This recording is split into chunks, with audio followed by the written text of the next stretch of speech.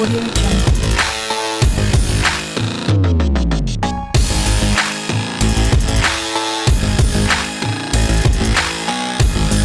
Audio Jungle.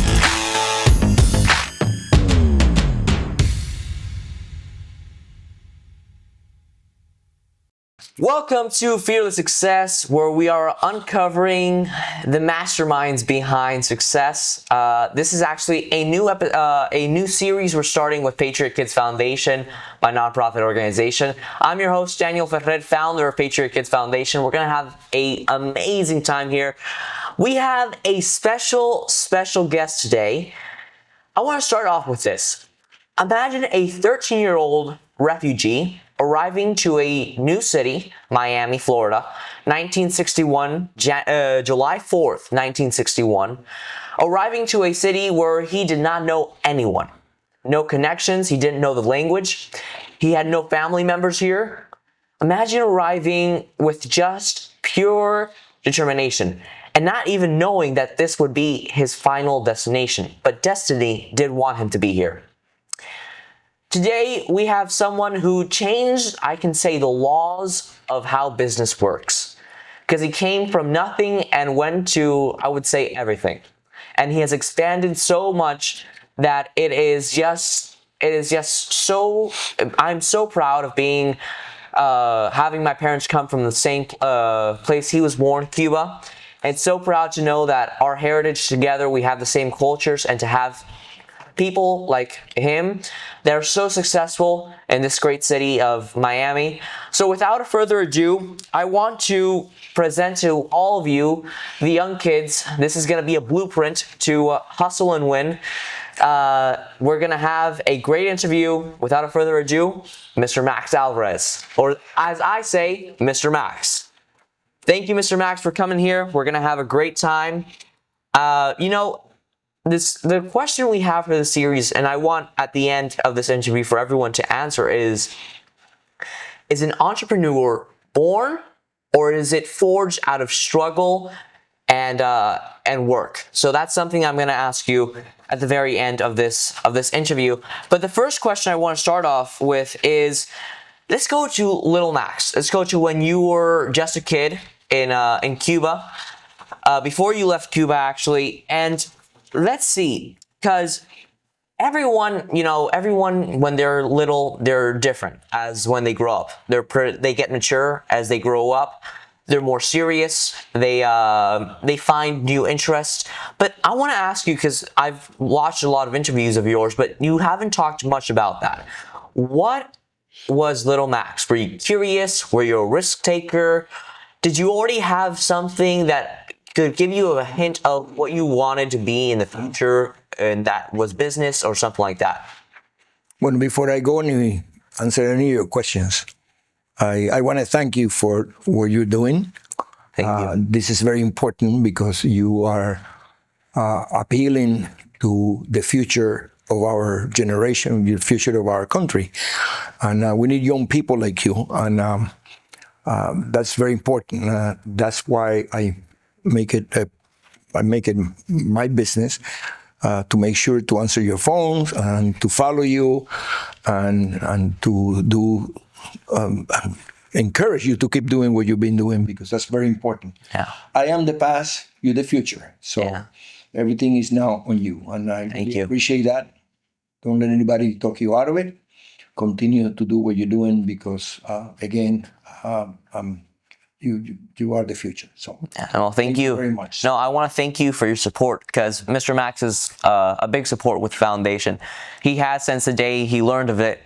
I remember the first day we met, he told me, out of all the people here in this meeting, you're the only one I'm not going to forget about. And that's what happened. So anyway, now you can start asking me any questions you want, and I see if I can answer it. And I hope I'm not tested, because I perhaps don't do very well in exams. So, little Max, were you curious? Were you risk taker? How were you when you were little, before leaving Cuba?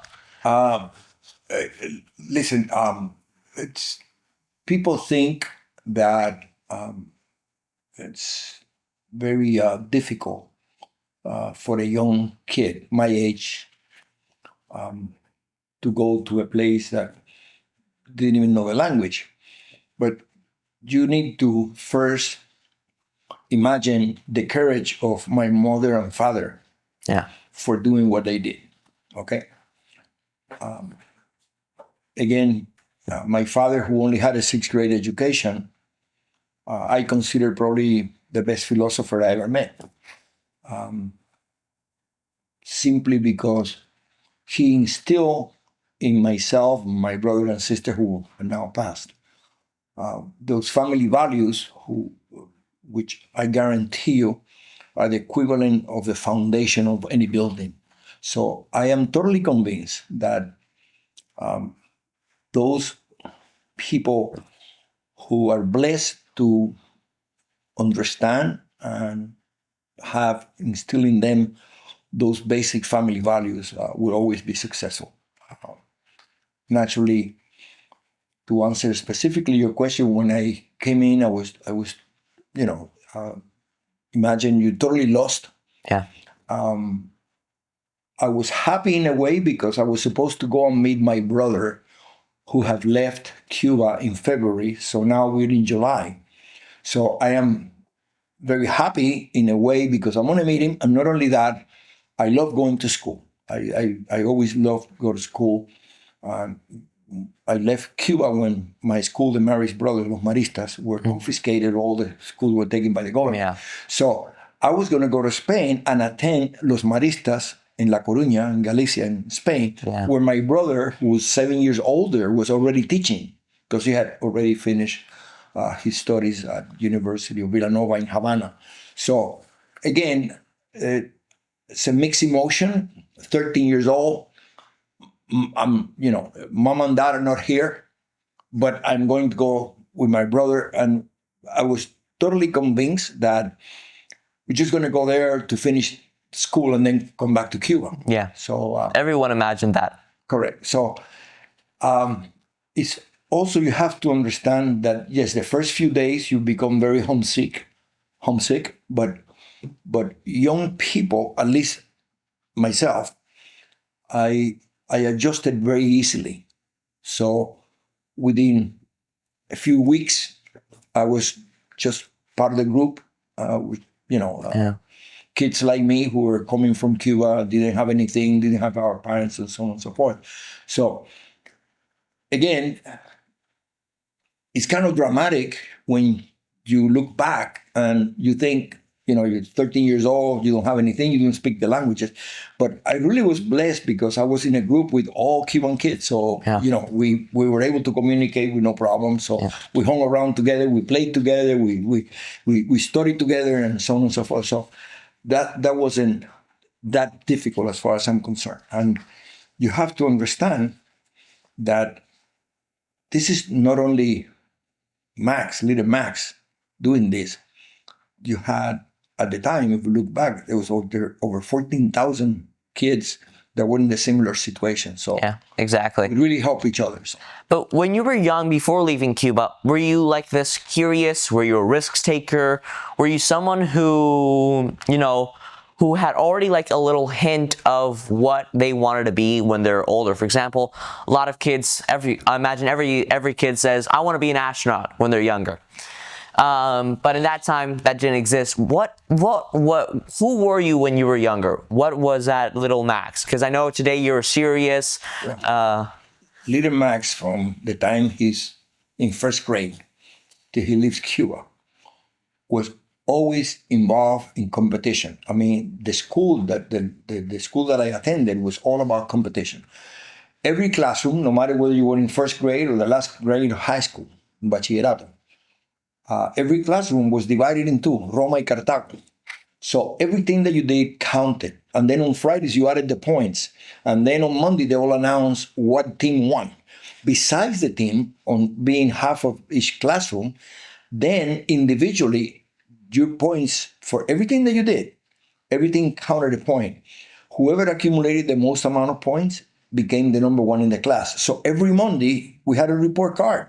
Yeah. So normally the classes were anywhere between 20 to 25. So you knew where you stood because you were either number 1 or number 25. And let me tell you, we used to have literally fights. We used to keep the record of our points. And if for some reason or another, the teacher, which was brother, they're like not Chris, but brothers, Irish brothers. Yes. If in case they made a mistake, we'll go fight. Says, hey, listen, you didn't give me a point for this, or you didn't give me a point for that, whatever the case may be. So we were always competing. Now, Leader Max comes to Miami. I'm by myself, even though I'm in a big group of people. So at age 13, I opened my first business. I started washing cars. Age 13. Age 13, I washed my first car. I remember Biscayne Boulevard and 21st Street, the doctor's office building. I remember Dr. Jerome F. Waters gave me his Mercedes-Benz. He threw the key at me. I had to go inside and ask an older brother of mine, how do you drive this? And I remember he said, you put it in D, you go slow. And that's how I learned how to drive at age 13. And I assure you, and this is something that I look back and I try to help everybody understand. I remember washing cars. And I remember I literally wanted to be the best car washer in the world. I never thought about running a business washing cars, but if I did, I wanted to be the best car washer in the world.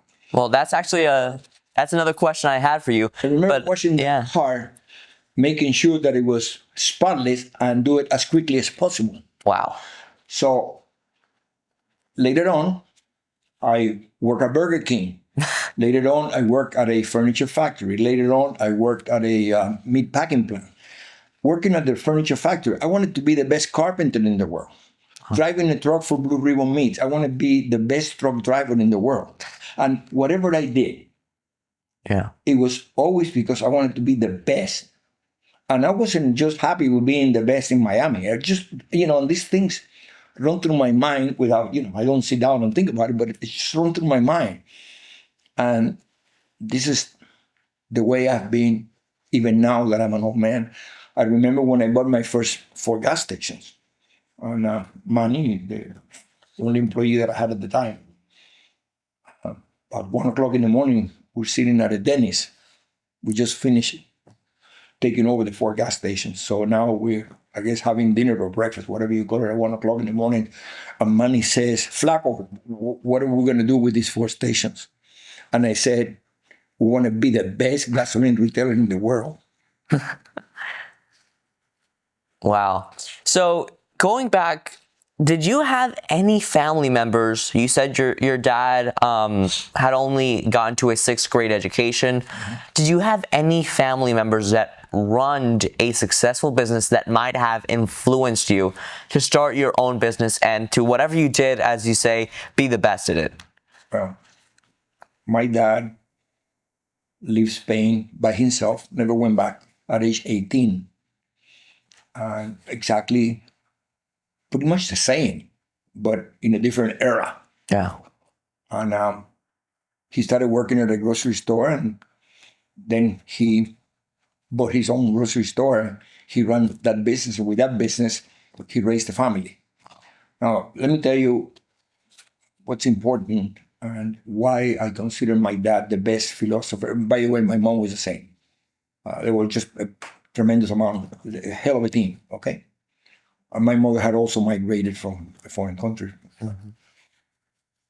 My dad, who only had a 6th grade education, with a pinch of an arm, I remember he would pinch your arm, and I remember literally saying, God, that hurts, Dad.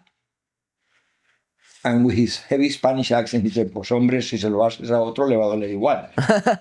Just imagine how quickly, with a pinch of an arm, you learn how to deal with other people. Uh-huh.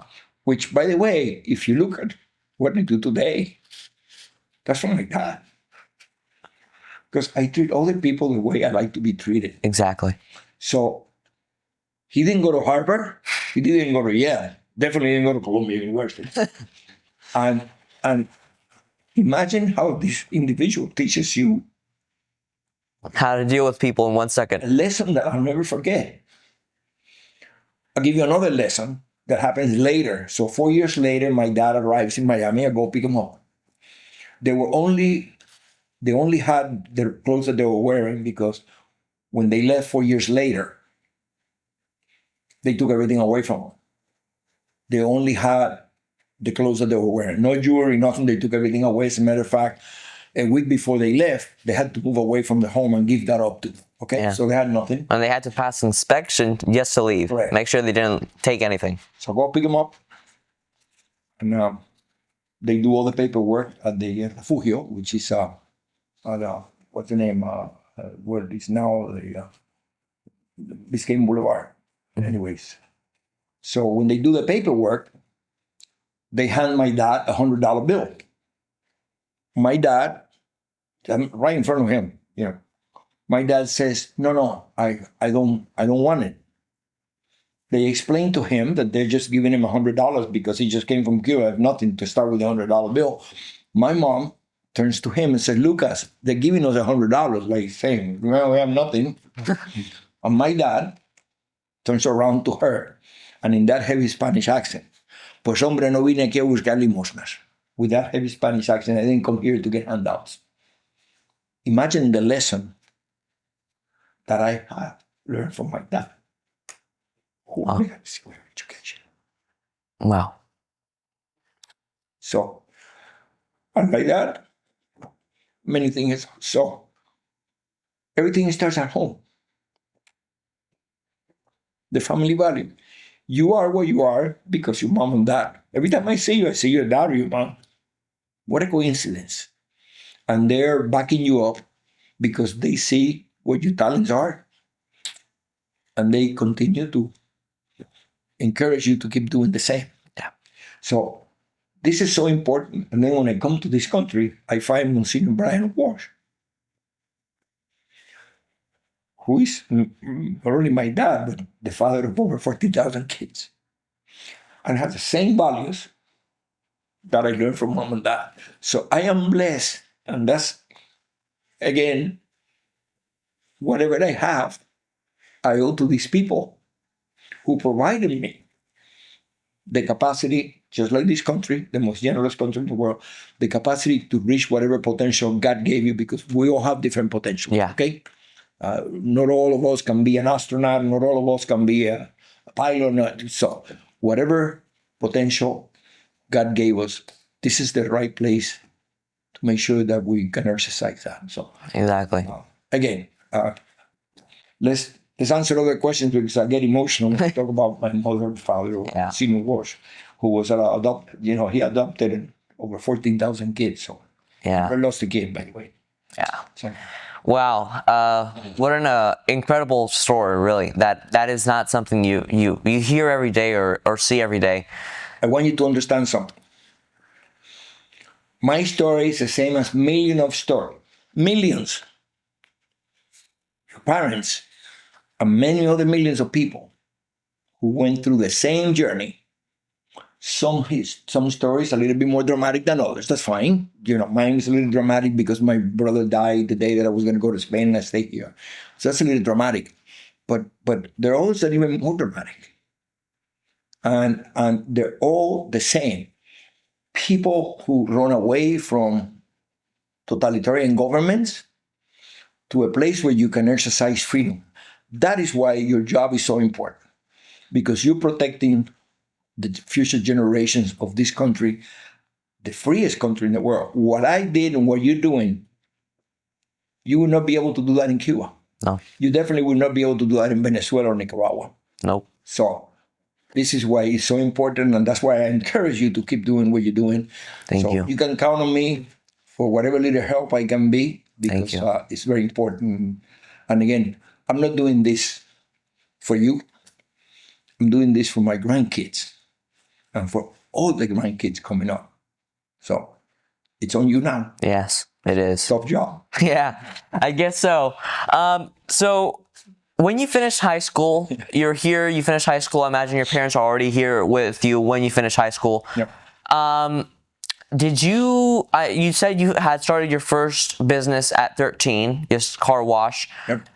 When you finished high school, did you did you already have something in mind, already having started your first business? You said, I like having my own business. I like ruling myself. Did you already imagine yourself being an entrepreneur, being successful, probably moving to Spain or moving to anything else? What goes through your mind when you finish high school and you say, okay, so now I'm free from education, I have more time.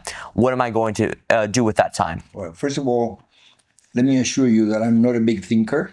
I am not, I am not a big planner. I learned at a young age to live every day as the last day of my life, because I learned very early that time and health are the two most important assets that you have. So when I finish high school, I'm just now concerned what is my next level. So I remember I didn't even choose to go to Belmont Abbey College. He was my counselor at La Salle. And I remember asking him, why are you sending me to North Carolina? And quote, in English, by the way, what I understood at the time. I'm sending you there to get you away from the Cubans so you learn how to speak the language. Because I went through high school without, they were all Cubans. So, Yeah. And that's another thing. You were a marista in Cuba. Oh, yeah. And so now you're in La Salle, the two rivals of the world. That was dramatic. Okay, that was dramatic because we were enemies, and it's just like you see now Florida State and U of A from University of Miami and FSU, whatever. We were used to have fights after the baseball games or after the basketball games. It was just so and I was a Maris at heart, and remember about the competition. Mm-hmm. So all of a sudden I'm at La Salle, and that was dramatic. Okay, until I started playing baseball. There's my picture there. I made the team as a freshman, so then I love La Salle. Yeah. So I never answered the question. Yeah. So after you finish high school, what is it that goes through your mind? For example, did you want to start a new business? No, never. Again, I don't think that far. I'm just thinking right now. The next time is to go to college and do the best that I can. So I'm finished as quickly as possible. Okay. So I always took 18 hours. Okay. I always worked. I find it difficult today when even my grandkid going to college, first year in Purdue, and my God, so he's studying engineering, so he, can work because I worked all the time. Yeah, exactly. Never had any problem. As a matter of fact, when you go to school, you take 18 hours and you work, you cannot get in trouble. You don't have time to be in trouble. So anyway, most of the kids get in trouble right now because we have too much time. But anyways, so no, I never planned that. So my thinking is always do the best that I'm doing at the moment right now. I never thought about, opening a business then, because it was, my job right now was to work hard and finish what I'm doing now to go to the next step. So I finished college. When I finished college, now I'm interviewing to get a job. And by the way, the only time I ever had a vacation was from the time I finished my last year at Florida State in Tallahassee until I started working January the 4th on a Monday at City Service Oil Company, which is the first oil company that hired me. Now, something that is and this is a side note, if you ever pretend to be a good owner or a good supervisor, it's very important that you're a good subordinate. So whatever job I had, I wanted to be the best because that was my job. Yeah. So again, working for the oil company, I wanted to be the best. As a matter of fact, after 3 years, I left City Service Oil Company because my dream was to be the president of the company. Well, it looks like you became the president of your own company. After 3 years, I find out I'm not on my way. In other words, I'm not progressing as fast as I think to get there.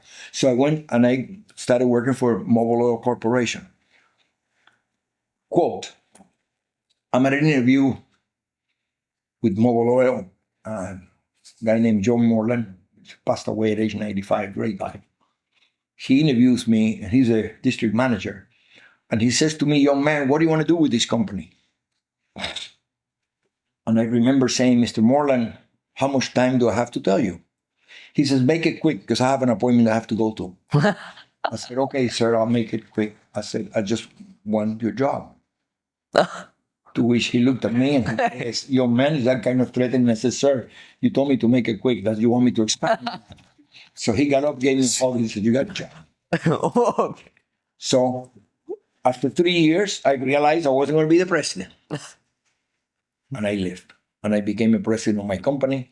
And I've been the president ever since. I probably don't make as much as I did working for another company, but I'm happy as hell. So, Yeah. So when growing up with your parents, did they teach you ever to, for example, one of Trump's most famous statements is "never settle"?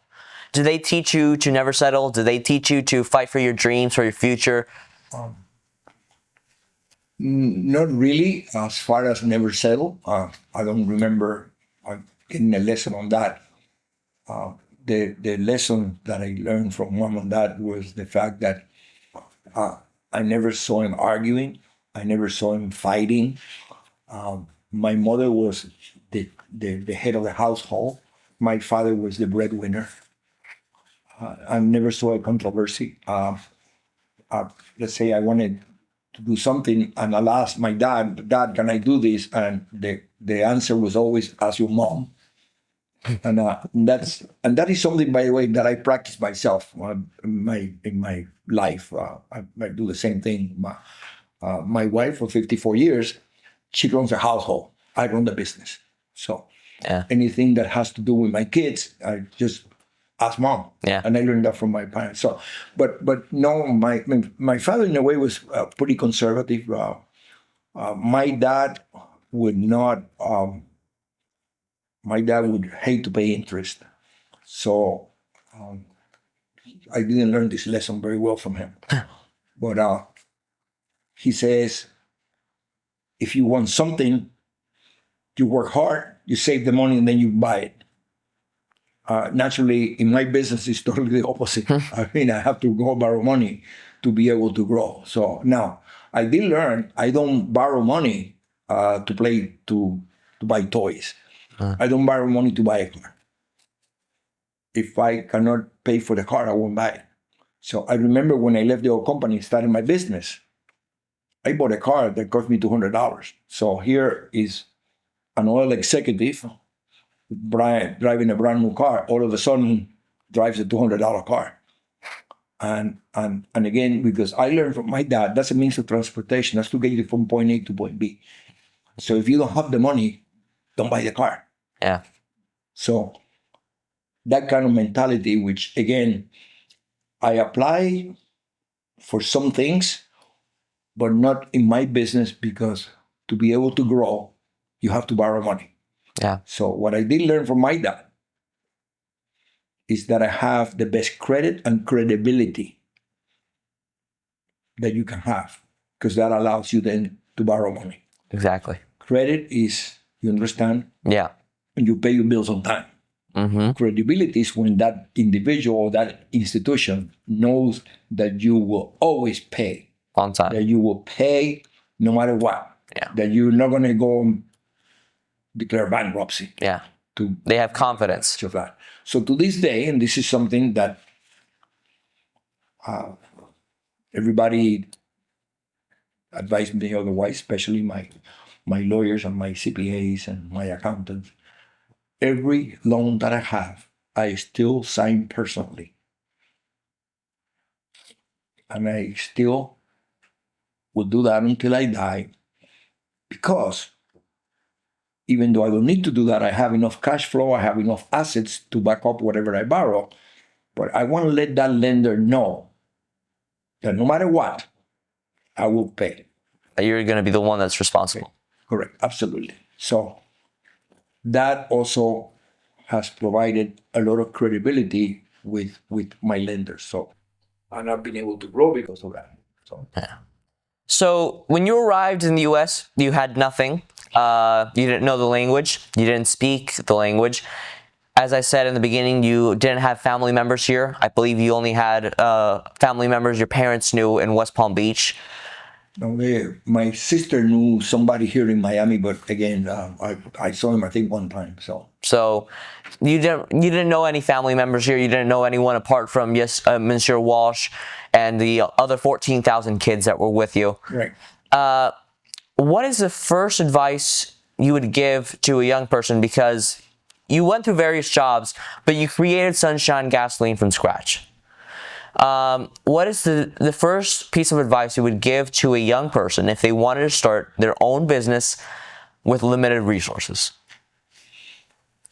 Wow. I think today, because of the regulations you have from different government organizations, it's a little bit more difficult than when I started. That being said, make sure that at a very young age, you start developing what I said before, which is that credibility. Because you don't have to be an old person to be credible.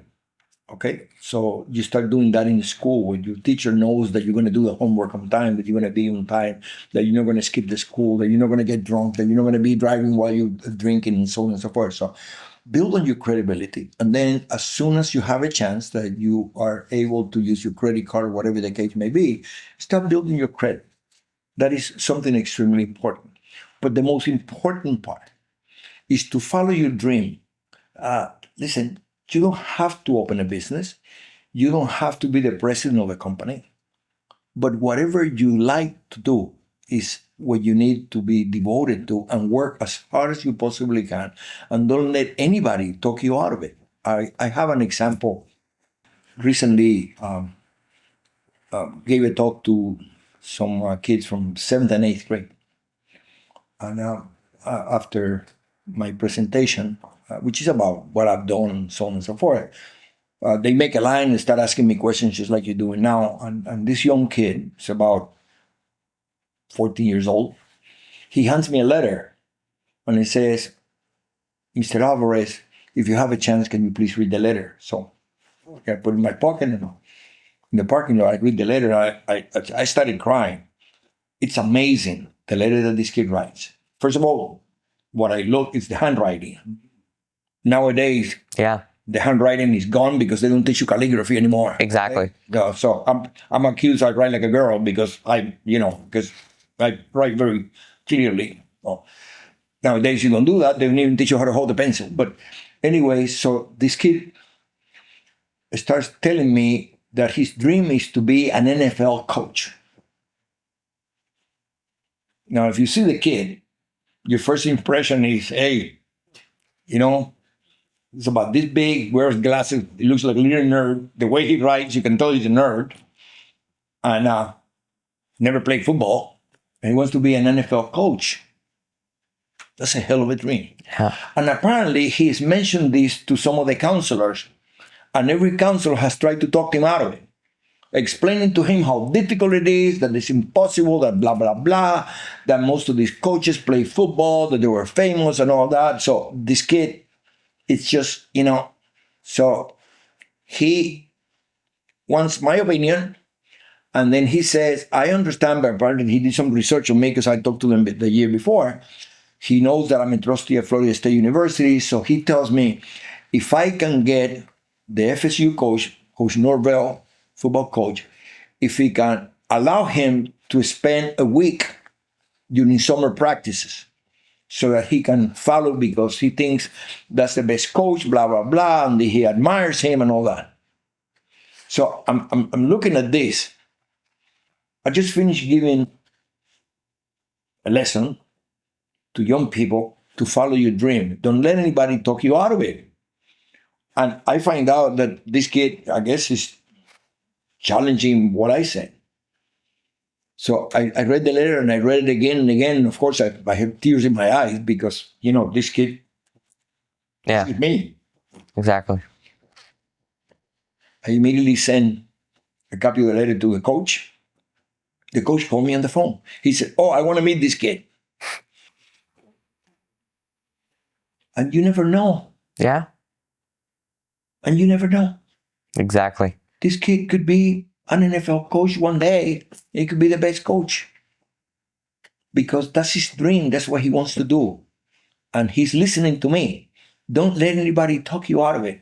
There's a plaque there that I was given when my company turned 15 years old from a philosopher or a writer in England. Chesterton, who says, I owe my success to have listened respectfully to the best of advice and done the exact opposite. If I would have listened to some of the advice that I received from my own attorneys going to buy the first 4 gas stations, I wouldn't be sitting with you here. Because apparently when I bought the first 4 gas stations, my attorney who's representing me in the closing looked at the financial statement from 7-Eleven. And he literally told me, Max, 7-Eleven is giving you these stations because nobody wants them and they need to get rid of them because they're really that bad. And what makes you believe that the largest convenience store company in the world cannot make it, what makes you believe? And my answer to my attorney was at the time, are you afraid that I'm not going to pay you your bill? The rest is history. Okay? So if I would have looked at the financial statement, if I would have been intelligent enough to predict failure, because if 7-Eleven cannot make it, what makes you believe this guy who's got no money is going to make it? But I never doubted it. And I knew that I would make it go. If you look what I did, most people would say he's crazy. I left a very good job, a very good paying job, a very easy kind of job because I was a supervisor and, I could work on my own.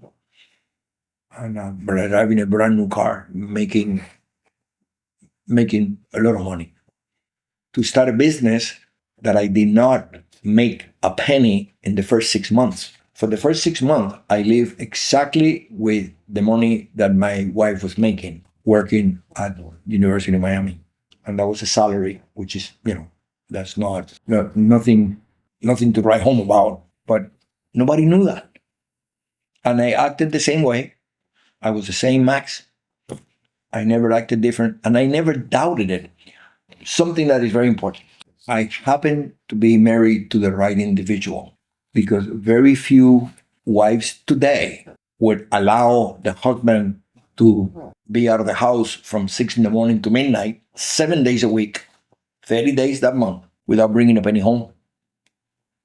And my wife never questioned me because she trusted that I would be okay. Never questioned. So it is very important to be surrounded by the right people. Okay? So this is something very important to be successful in life.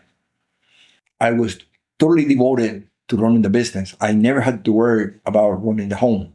I never had to worry about changing a diaper or taking Sandy or Max to a baseball game. Mom did all of that. So it's extremely important. I get all the accolades. If you can see, you run around the office, you see all these plaques and all these trophies. That should go to the people around me. And if I'm going to get a trophy, it's simply because I selected those people. And that's very important. Exactly. And it happens, I've seen, for example, Elon Musk now with Doge. He's not the one running behind the computers, doing all the things, looking for the stuff. He supervises it. But he's the one who picks the people. Yeah, exactly. And he's the one with the ideas. Exactly. Good. So. And they call him a genius. So. Exactly. Great. So what was an early win with Sunshine Gasoline that gave you confidence and said, I can really do this?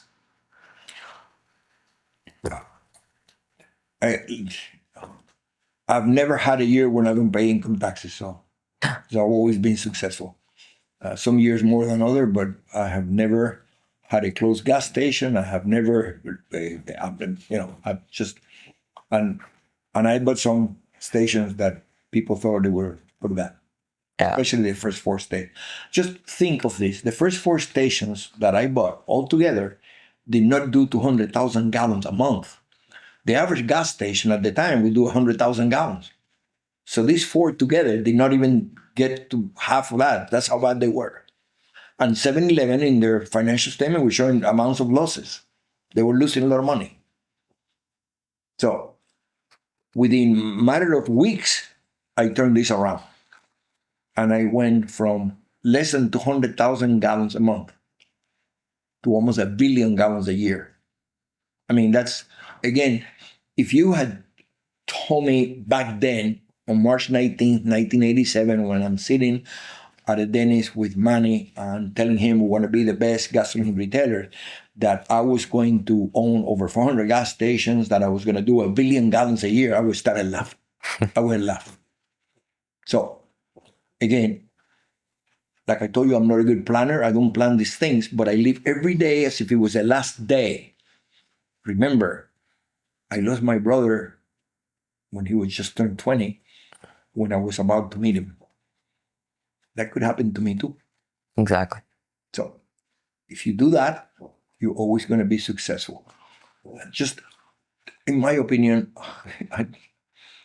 again, I'm not a good planner. I don't waste too much time planning. They ask me how, but I still want to be the best gasoline retailer in the world. I just, Yeah.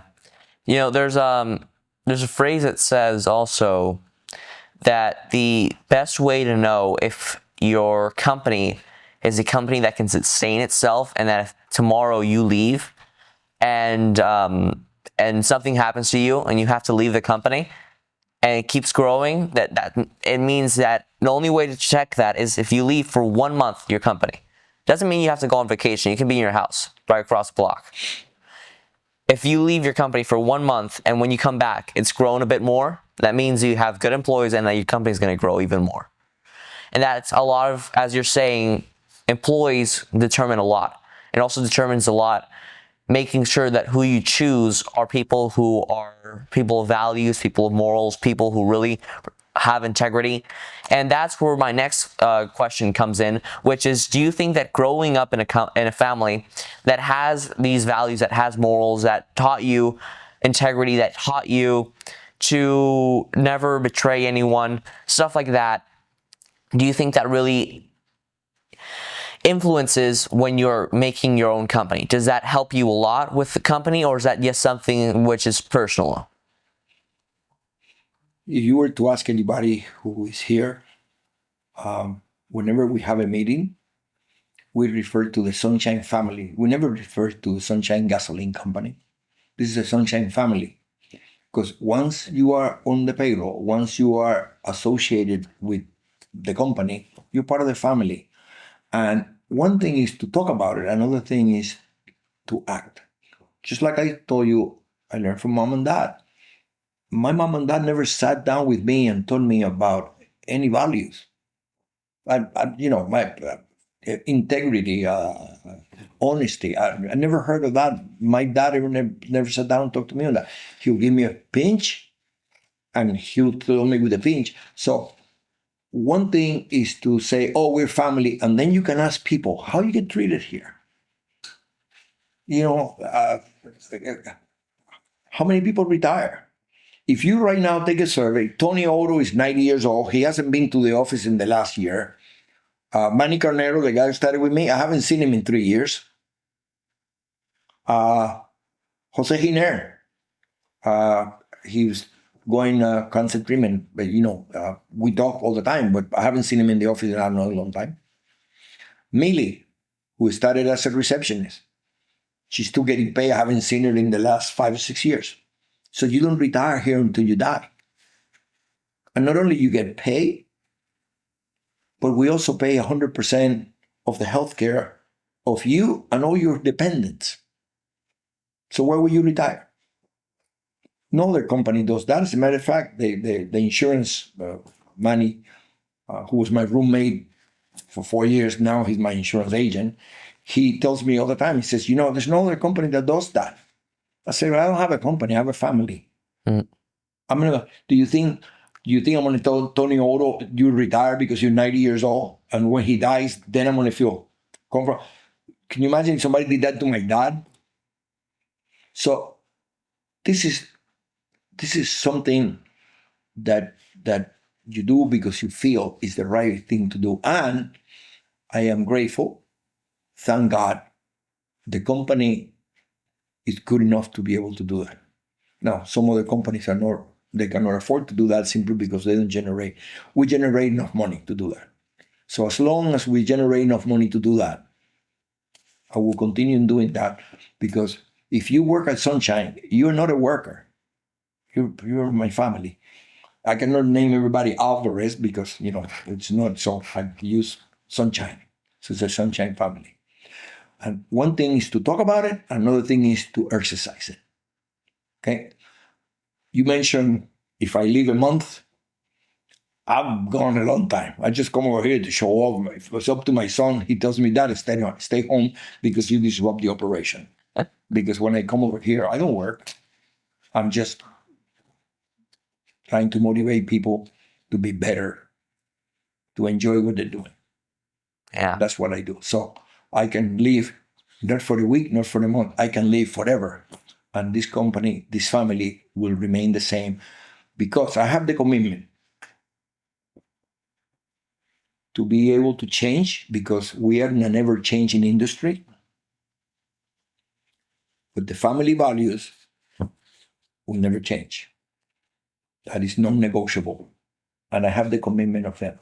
Besides that, the values, they also understand the people running the company today, my children, and a lot of others that don't have the Alvarez name, but they're my children as well. They're running the company. They understand that in this business, you have to continue to grow. The day that you stop growing is the beginning of the end. Just like I said before, I want to be the best truck driver. I want to be the best car washer. I want to be the best gasoline retailer. So we need to keep on growing. So every time we have a chance, we'll continue to grow. Yeah. So something I imagine that influenced you a lot, because it is what influences a lot of people, is friends. Friends is something that changes a lot what people do in life, what they think, what their habits are, what they like. So how would you recommend young people to choose their friends? That's something that's very important. Parents always tell you, my parents would tell me, no quiero que traigas a cualquier niño aquí a la casa. I don't want you to bring any kid here to the home. So they would always tell me, whoever you choose, if you're going to choose someone, because they always tell me, better be a lone wolf than be with someone who doesn't help you. So they would tell me, if you're going to choose someone to be your friend, make sure that they think as you, as that they want to support you, and a lot of other things. But I want to know what Max thinks that what is something you should look into for a friend. Be very careful.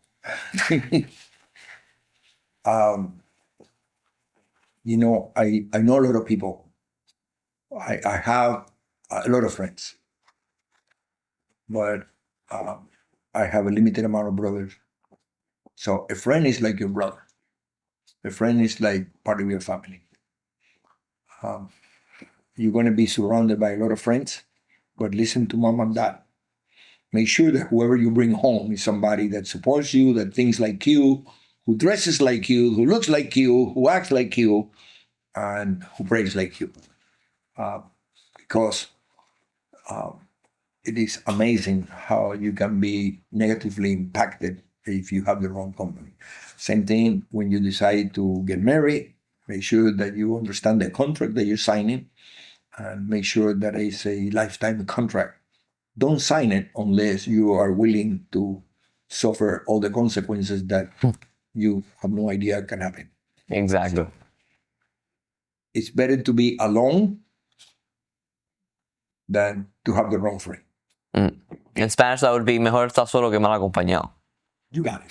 So, I knew that one. I didn't learn that from you. I knew that one. Yeah. So, but I'm glad at your age you understand it. yeah. Yes. So, as a business leader, how important do you think, because I know you're really involved with politics, how important do you think it is to choose, you know what is coming here? Yeah. So how important do you think it is to choose politicians who govern you? For example, that be president, that be Congress people, that be mayors, councilmen. How important do you think that is for a business to choose the right people? Because of that is that America has stayed the freest nation, because up to now, the generations that have come know what America needs, but now a lot of generations are confused. They have a lot of different ways of thinking, and they find themselves confused on who to choose, because a lot of young people have this type of way of thinking that they're like, United States, it's a racist country. They're basing what they think of the United States because of what we have been. But I want you to tell the young people who are watching us today, what do you think is the most important thing to find in a politician when you're going to vote for them? You just asked me about friends. No, politicians. I know. Oh. But before that, about friends, Yeah. whatever I said about friends apply to politicians. Okay? Be very careful.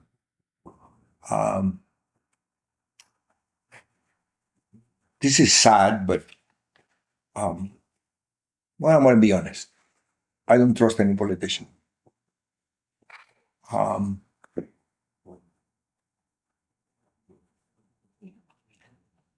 Have you ever, when you say something that you really don't believe in, and has anybody ever says, "Oh, come on, don't be a politician"? In other words, don't be a hypocrite. Yeah. Because it is so sad. And again, I don't like to generalize because I know a few people in public life who I really trust and I really like and I really support. But most of the politicians are concerned about the next election. They're not concerned about you.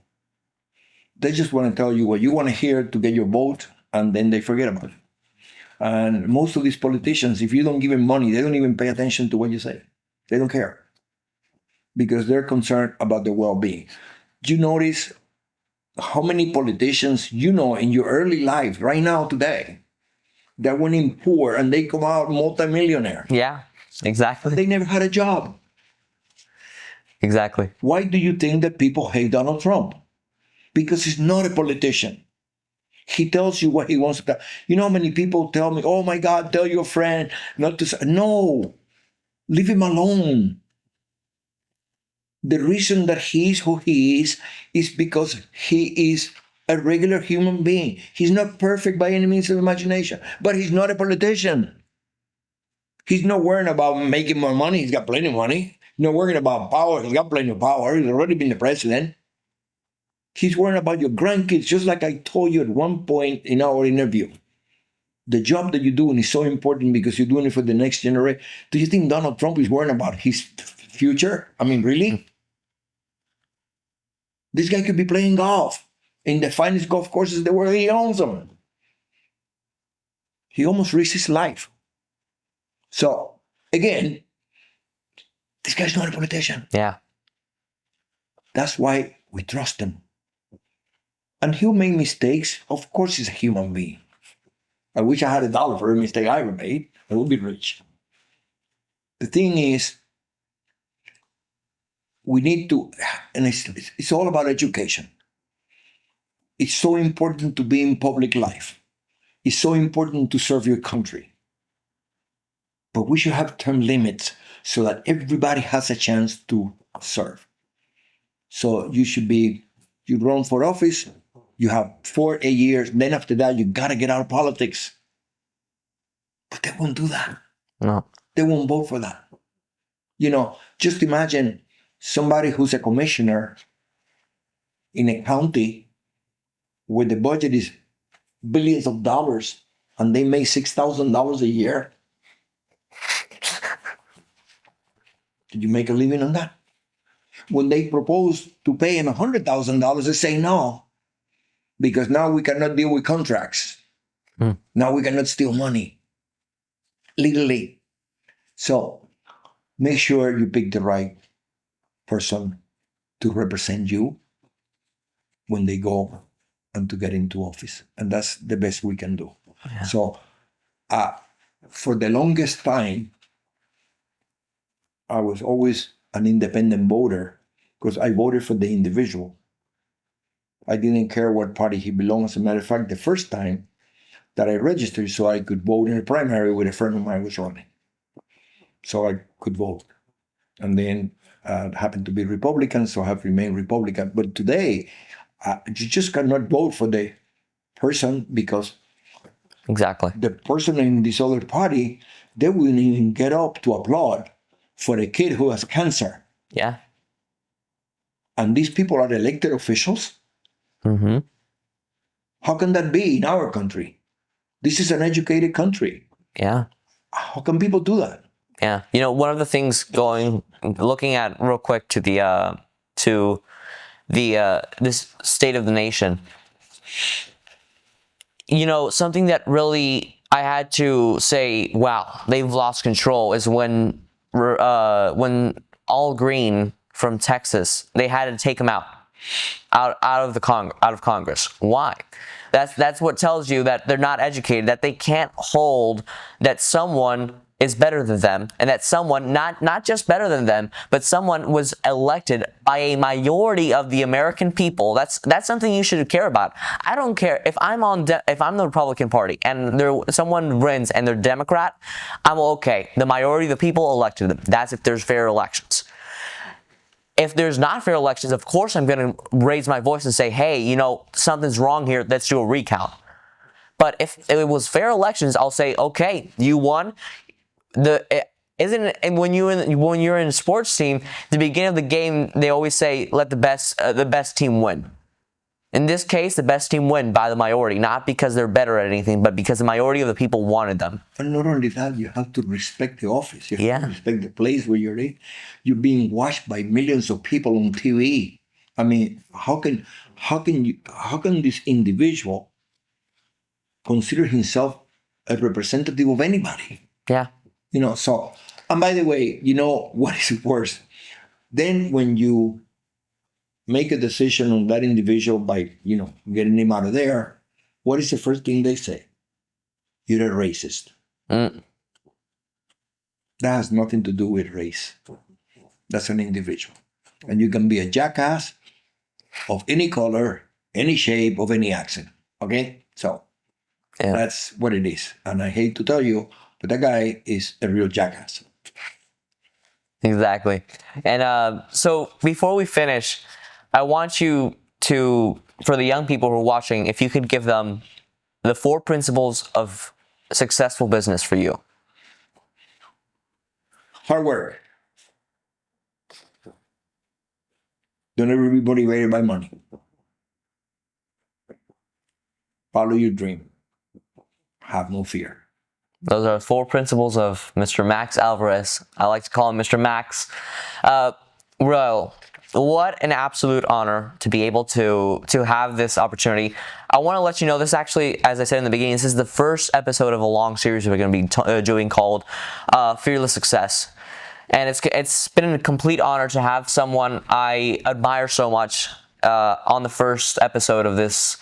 And, you know, Max is a true legend because, as I've said, he has changed the rules of the game. He has made sure that that anyway, as he said, whatever he does, he's the best at it. And I think that's the best thing you can tell to any young person. Whatever you're gonna be the best at it. If you're gonna be a burger flipper, if you're gonna be a burger flipper at McDonald's, The best. be the best at it. Can be. That And- nobody can flip a burger better than you. Yep, exactly. So if you're looking for the motivation, you got it right here. I think that Mr. Max, you combine laughter with motivation. In 2 seconds, he can look into you in the eyes, and he says, "I'm the son of the devil who's talking to you. You might as well just walk out the door." So I think that's something that everyone should admire. I admire you very much for what you've done, because I know that your story is kind of just like my parents. They came a bit older. And just like the story of millions of Cubans who have left Cuba. So, and not everyone gets to be successful because it depends on the turns they take, on the exits they get off on the highway, depends on what side of the bed they get off the day they leave that country. And I think that Max, when he left Cuba, not knowing that this would be his final destination, I think that's one of the biggest things anyone can do, especially your parents. Knowing that anything could have happened in the middle. There could have been a shipwreck. There could have been an accident. There could have been anything happen. So I think that's a huge determination. That's why I always believe family is one of the biggest and most important things there is. And I want to thank you, Mr. Max, for the support you give to my foundation, Patriot Kids Foundation. Max is one of our honorary donors. Actually, the first one we had. So you know, it was something that he told me, whatever you need, you can always count on me. And the first day when we were doing an event, he told me, when we came up to talk about the event, he told me, never let money be your motivation. And he's told me that in every meeting we have since I've met him. So I think that that's something that is his rule of life, and I think that's what every young person should follow. So Max, thank you. It's been a true honor. It's been a pleasure. It's been something I've never imagined would be happening, to be here with someone so successful right beside me and being able to do this amazing podcast we're doing. And remember, everyone who's watching, stay fearless.